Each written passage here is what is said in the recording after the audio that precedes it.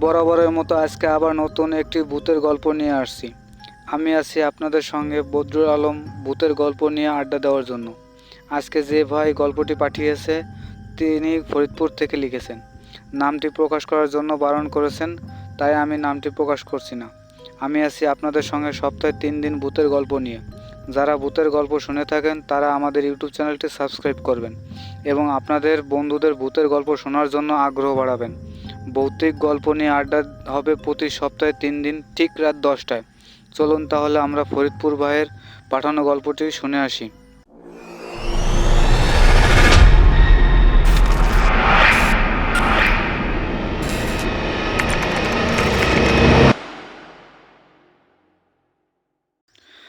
আমি ফরিদপুর জেলার কোনো একটা গ্রাম থেকে লিখছি। ভূতের গল্প শুনতে আমার অনেক ভালো লাগে। তাই একদিন আমি আমার বাবাকে বললাম, বাবা আজকে একটা ভূতের গল্প শোনাও। বাবা আমাকে বলল, বস তাহলে, আমার সাথে ঘটে যাওয়া গল্পটি শোনায়। বাবা আমাকে যেভাবে গল্পটি শুনিয়েছে আমি সেভাবে লেখার চেষ্টা করছি। কোনো ভুল ভ্রান্তি হলে ক্ষমার দৃষ্টিতে দেখবেন। সালটা ছিল 1971 সাল, যুদ্ধের আগে।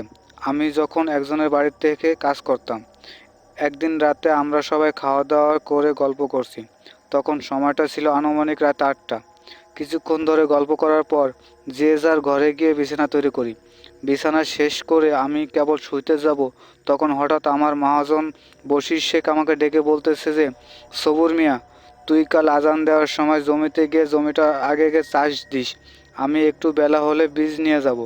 আমি মহাজনকে বলি, আচ্ছা ঠিক আছে। এই বলে আমি শুয়ে পড়ি।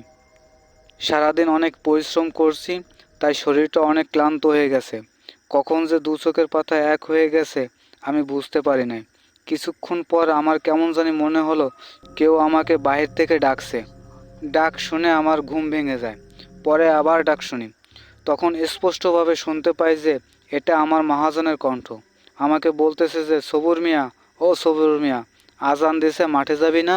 আমি মহাজনকে বিছানা থাকা অবস্থায় বলি, এই তো আমি বের হতেছি। তারপর আমি গামছা, হ্যারিকেন এবং দড়ি নিয়ে বের হই। বের হয়ে গোয়াল ঘরে যাই গরু বের করতে, কিন্তু মহাজনকে দেখতে পাই না। আমি মনে করি যে মহাজন আমাকে ডেকে ঘরে গিয়ে শুয়ে পড়ছে। আমি 2টা বলদ গরু আর হাতে হ্যারিকেন নিয়ে রওনা দেই মাঠের দিকে, মানে জমির দিকে। আমি যে জমিতে কাজ করি সেই জমিতে যাওয়ার সময় বড় একটা বাগান বাঁধে। যে বাগান দিয়ে যেতে হয় সেখান দিয়ে দিনের বেলাও যেতে গা শিরশির করে ভয়ে। বাগানটির বর্ণনা দেই একটু।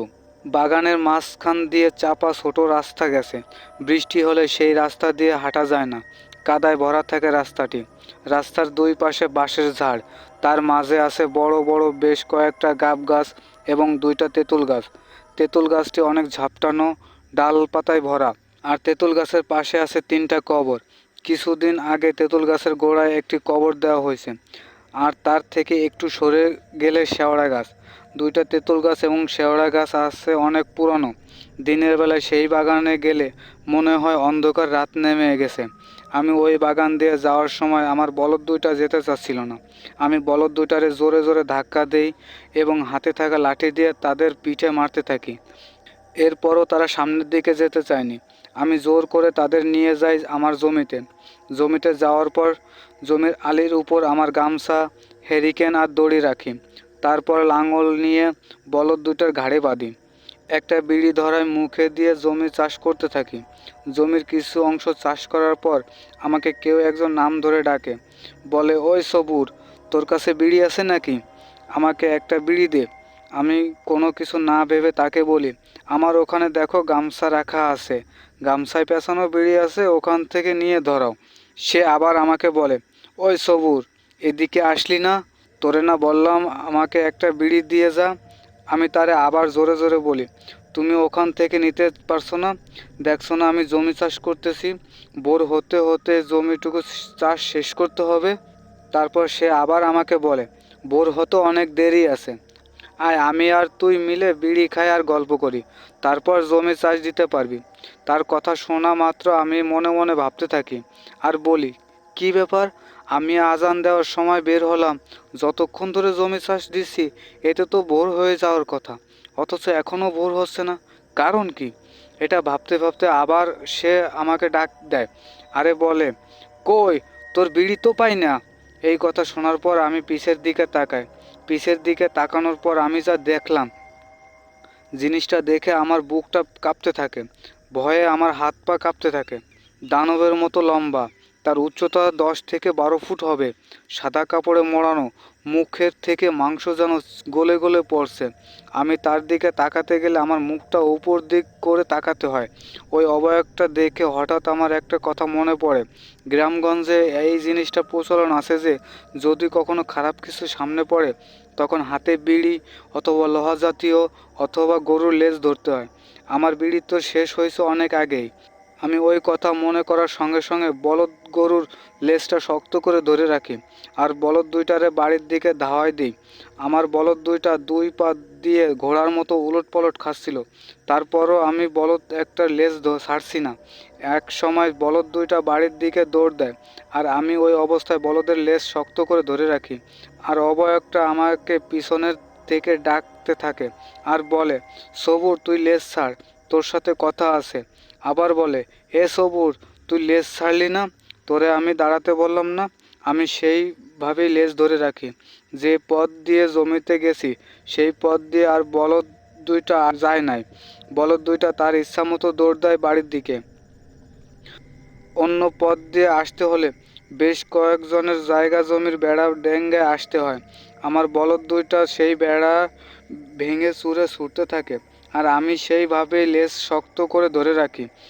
আমি যে বাড়িতে থাকতাম সেই বাড়ির সামনে বেড়া এবং গাছের ডালপালা রাখা আছে। সেই বেড়া আর ডাল ভেঙে বলদ দুইটা গোয়ালে ঢুকে পড়ে আর আমি ডালের সাথে বেঁধে থেকে যাই।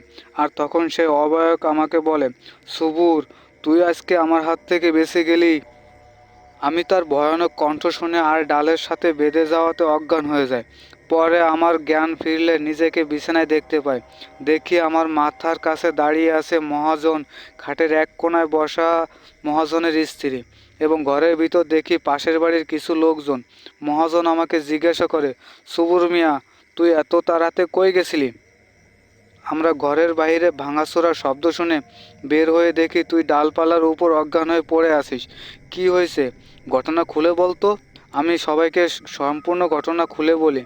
আমার কথা শুনে মহাজন আমাকে বলে, আমরা ঘন্টা 2 হলো ঘুমাতে গেছি আর তুই বলতেছিস আমি তোরে ডাক দিয়ে ঘুম থেকে উঠাইছি। আমি যদি তোরে ডাকই দেই তাহলে তো আজান দেওয়ার সময় ডাক দেব। মহাজনের কথা শুনে আমি অবাক হয়ে মনে মনে বলতে থাকি, তাহলে কি মহাজনের কণ্ঠ ধরে আমাকে ডাক দিয়ে বাইরে নিয়ে গেল?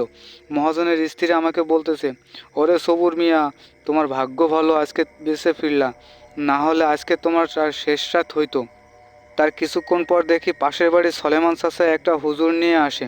তারপর আমাকে ঝাড়ফুঁক দেয় আর এক গ্লাস পানি দেয় খাইতে, আর একটা তাবিজ দেয় ডান হাতে বাঁধতে আর বলে, এটা তোমার সঙ্গে রাখো। তারপর যে যার মতো ঘরে গিয়ে শুয়ে পড়ি। তার আধা ঘন্টা পরে ফজরের আজান দেয়। এমন ভৌতিক গল্প জানা থাকলে বা আপনাদের কারোর সাথে ঘটলে আমাদের কাছে লিখে পাঠাতে পারেন। আমাদের কাছে লিখে পাঠানোর জন্য অফিসিয়াল ফেসবুক অথবা জিমেল লিখতে পারেন। আমাদের ফেসবুক আইডি বদরুলে খান এবং জিমেল আইডি khanbd034@gmail.com।